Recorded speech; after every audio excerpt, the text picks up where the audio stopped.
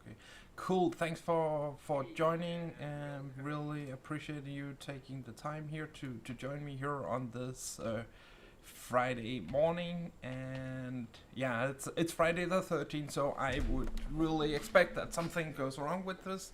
I guess that is the the expectation. So if everything goes well, it's good. If not, then I guess we have something to blame on it. But thanks for joining. So one of the things I really enjoy talking about is DevOps for SAP Cloud Integration Suite. How can we make this? What is actually the best way to deal with these things? And yeah, what's going on in that field? So one of the challenges that I often see is there's multiple different sources where you have the data, who's transporting, etc. It does work. You can set it up using normal DevOps, Jenkins, SAP pipelines.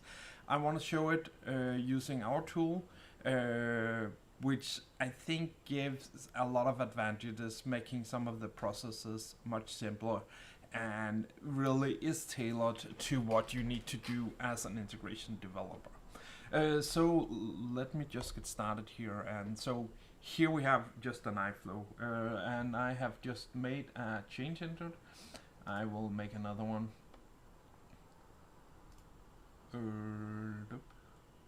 That's this one here. I made that in. So we'll make a change here. We will set this to Friday 13. Save it as a new version. Actually, I think I did that before also. So we may see multiple changes with this, and then we just say deploy. So I have made a change. I've made it because the YouTube someone wanted to make this a business request for this was made. What I can do is I can press synchronize here, and this will then take us to the VGAF tool, where we can go in and we can create a new version of the iflow. And the idea is obviously the more easy we have access to versions, we can see what is going on. So what I can actually go in here and is I can go in and I can compare versions that we have in our landscape. So we can compare it in HTML, so it is really easy here to just expand it. And we can see that there is a value here we changed to from one version to another, and I think that's all we have here. And obviously you can see the to and from version. This just simplifies the way you're setting this up, and obviously if you have questions along, just put them into the chat. So yes, so with the tool we have option here to do it. We also have a normal diff view if you want to see it in a little different format. And here we can see the code that has been changed. And obviously if we look at the PPMM code, it is really difficult to understand what is going on. Is it important that this step is moved around or something like that? We had made a simplified version of it that we could compare before we got the visual one, but I think the visual just makes the lives a lot easier. Okay. So we are satisfied with this test or this integration we have done. What we do have is, let me just show you how we set up a landscape. So we have a landscape tab here. Here we have for CPI and API management. It is the same process no matter which of you're using. For PI transport it is a little different, and I have one here that I will be using here. We have set up the environments. Here we have two integration suite. We have just given them some different names, so we know how they relate in our landscape. And the idea is, so right now we're using this IS partner for two systems. We could also have added a third system for our production system, and I think that is the normal case. You would have two landscape items for dev and QA, and then you'd have a new one for production, unless obviously you get into a large setup, probably plus 300-400 integration, where it does not make sense to have that. But all up to 100, I don't think that there's any problems with having this virtual setup. What we can then see here is that it has set up some rule here. These are defined by template, but you can go in and you can modify these. So iflow will get a prefix, or message mapping will get a prefix that's just called sample QA, and a prefix for the technical name also. So this means that you don't need to go in and deal with these things, and you can just set it up super easy. We can also do search and replace for some of the parameters in this setup. And let me just see if we have any configuration parameters defined in this one.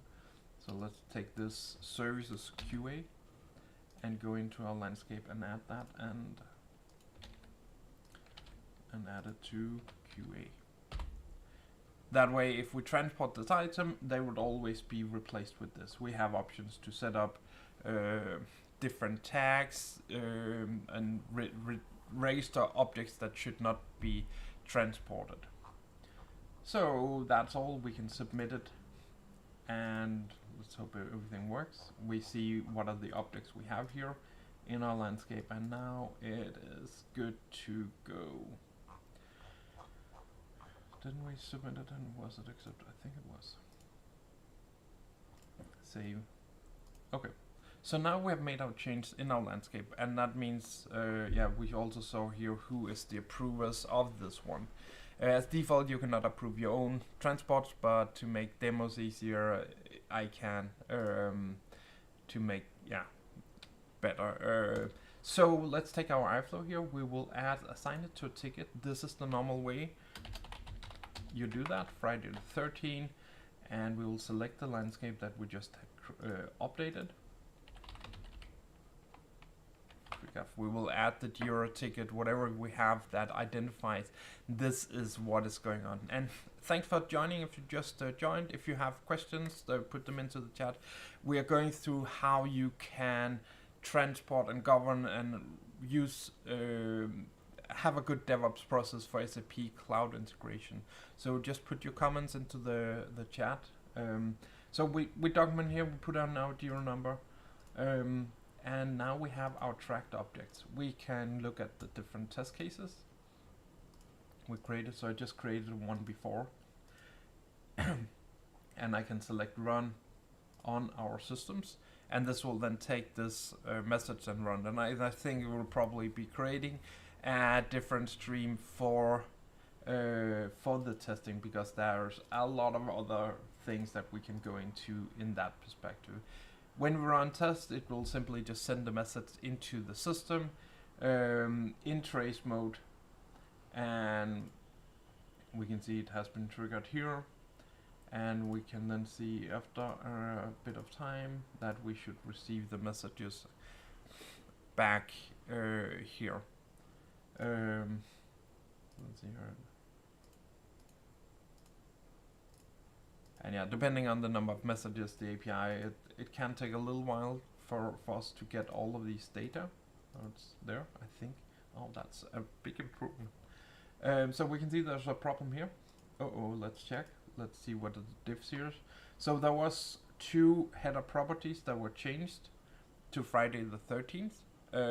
So that is what we would expect from this governance, and because we know what changes we made, what the business was. So our idea is simply just to go in here, select it, and go and say, okay, now update this test case and use that as the result. So we always have a valid set of test cases that we use whenever we are running our integrations.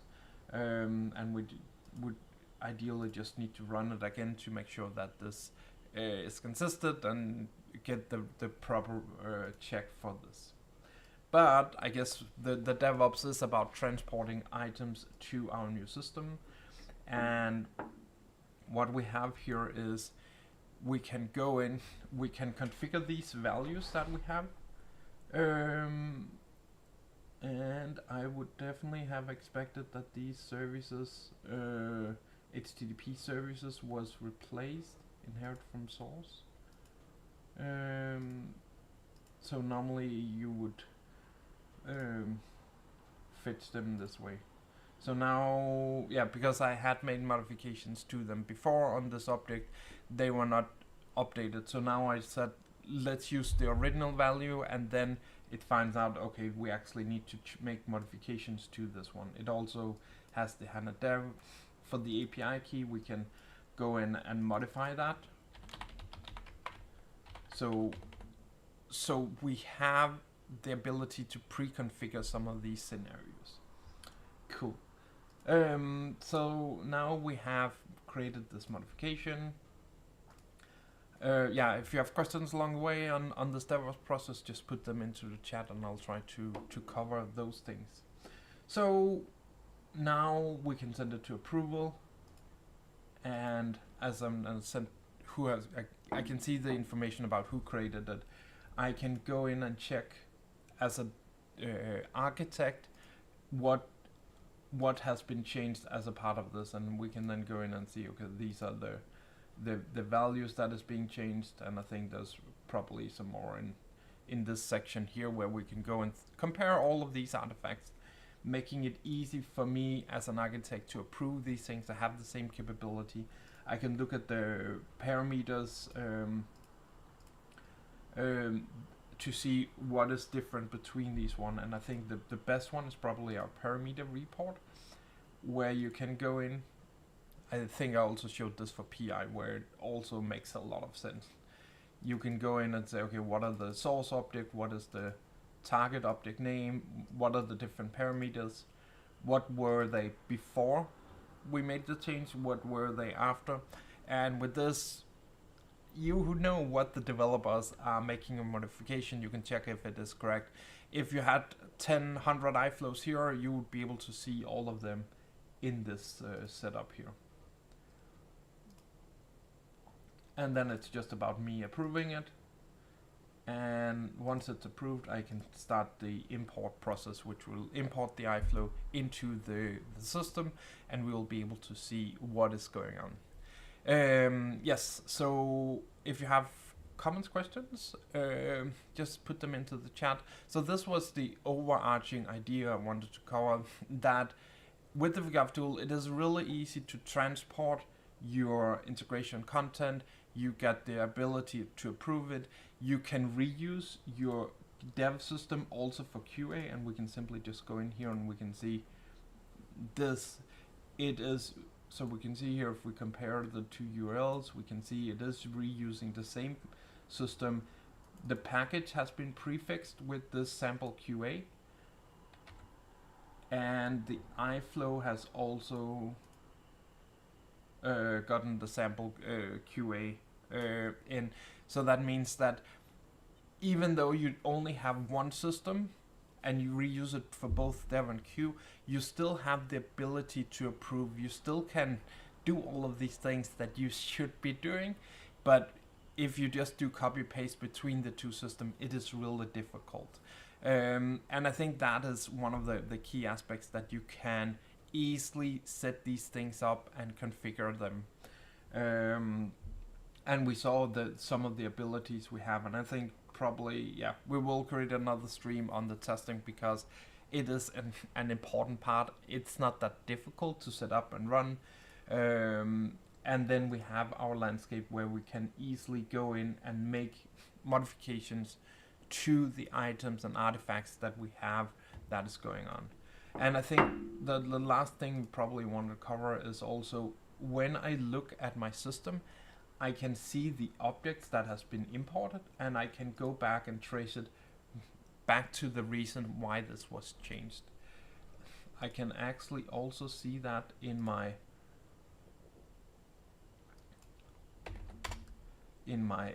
iflow, or in the CPI system here. I can also see, I guess it was this one.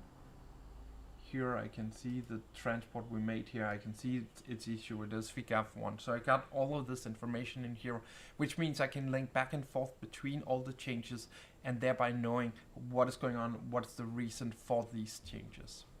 So that was what I wanted to cover in today's live stream. I hope this was interesting. Give your comments. Yeah, please hit the like, subscribe button, follow me, and then let's cover some of the other topics that is interesting. And if you have something you think this could be interesting to show or see, then also ping me, and we can talk about what could be some good ideas. If you want to try it out, you just go to figaf.com, and maybe let's just do that at the end. figaf.com/DevOps, or just figaf.com. If you sign up here, you can sign up to the cloud, you can get started, and it probably will just take you, I don't know, 10-15 minutes to create your first transport, depending on what kind of setup and what you have. It supports Neo, Cloud Foundry, Integration Suite, all of these different things. So yes, I hope you enjoyed it. I did. So thanks for attending, thanks for viewing, and thanks for sharing it. Bye.